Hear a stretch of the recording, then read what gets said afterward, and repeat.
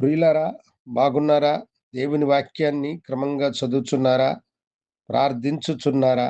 నేటి ధ్యాన వాక్యం ద్వితీయోపదేశకాండం 11వ అధ్యాయం 27వ వచనం. మీ దేవుడైన యెహోవా ఆజ్ఞలను మీరు వినిన ఎడల దీవెనయు. దేవుడు దైవజనుడైన మోషే ద్వారా ఇక్కడ శాపము, దీవెన ఎలా కలుగుతుందో తెలియచేస్తూ ఉన్నాడు. దేవుని ఆజ్ఞను అనుసరించని వారికి శాపములు కలుగుననియు, దేవుని మాటను విని ఆయన ఆజ్ఞలను గైకొనిన వారికి దీవెనలు కలుగును అని అంటున్నాడు. చాలాసార్లు మన జీవితంలో అయ్యో, నేను ఆశీర్వదించబడలేదే, నేను దీవించబడలేదే అని అనుకుంటూ ఉంటాం. కానీ మనకు ఎందుకు ఆశీర్వాదము, దీవెన కలుగలేదు అన్నదానిని ఎప్పుడైనా ఆలోచించారా? దేవుని దీవెనలు, దేవుని మేలులు మనము పొందుకోవాలంటే, మనము దేవుని ఆజ్ఞలను విని వాటిని గైకొనడం ద్వారా మనము ఆశీర్వదించబడతాం. దేవుని మాట మనము వినకపోయినట్లయితే, దేవుని ఆజ్ఞను మనము అనుసరించకపోయినట్లయితే, మనకు నిత్యమైనటువంటి శాపము కలుగుతుంది. నీవు ఆశీర్వదించబడాలి, దీవించబడాలి అని అనుకుంటే, దేవుని ఆజ్ఞలను నీవు జాగ్రత్తగా గైకొని వాటిని అనుసరించి నడిచినట్లయితే దేవుని దీవెనలు నీకు కలుగుతాయి. అవును దేవుని బిడలారా, దేవునికి ఇష్టమైనటువంటి కార్యము ఏమిటంటే, దేవుని మాటను విని ఆయన ఆజ్ఞను గైకొని వారే ఆశీర్వదించబడతారు. సౌలు జీవితంలోను దానిని మనము గమనించగలుగుతాం.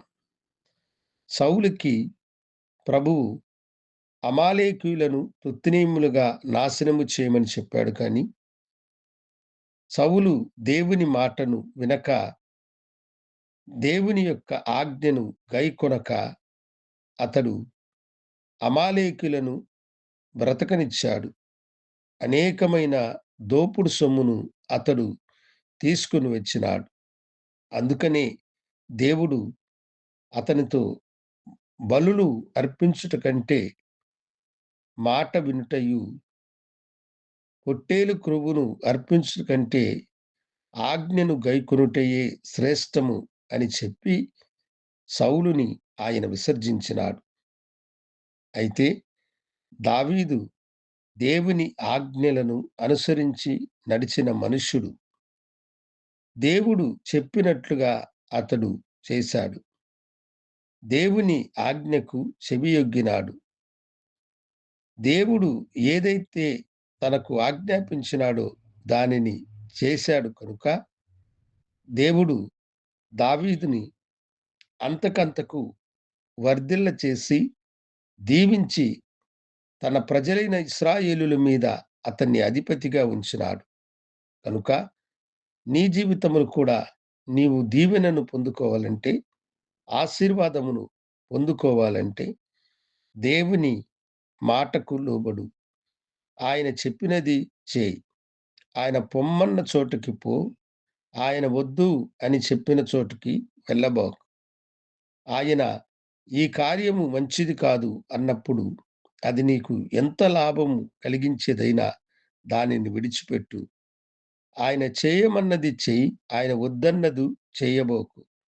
అలా నీవు దేవుని సన్నిధిలో ఆయన ఆజ్ఞకు, మాటకు లోబడి నడిచినట్లయితే అబ్రహాము యొక్క దీవెనలు, దావీదు దీవెనలను, ఇస్సాకు దీవెనలను, యాకోబు దీవెనలను నీవు పొందుకొని దేవునికి మహిమకరమైన బిడ్డలుగా మీరు వెలుగొందుదురు. కనుక ప్రభువా, ఇంతవరకు నేను నీ మాటను వినలేదు, ఇక మీదట నీ మాట వింటానన్నవారు నాతో కూడా ప్రార్థనలో ఏకీభవించండి. నేను మీ కొరకై ప్రార్థన చేయబోతున్నాను. దేవా, మీ ఆజ్ఞలను గైకొని వారిని మీరు దీవించదని చెప్పారు. ఇదిగో నీ బిడ్డలను అలా దీవించి ఆశీర్వదించమని నీ కృపాకరములకు నీ బిడ్డలను సమర్పించుకుంటూ యేసు నామమున అడిగి వేడుకొనుచున్నాను తండ్రి. ఆమేన్. శుభోదయం. ప్రభువు మిమ్మలను దీవించును గాక. ఆమేన్.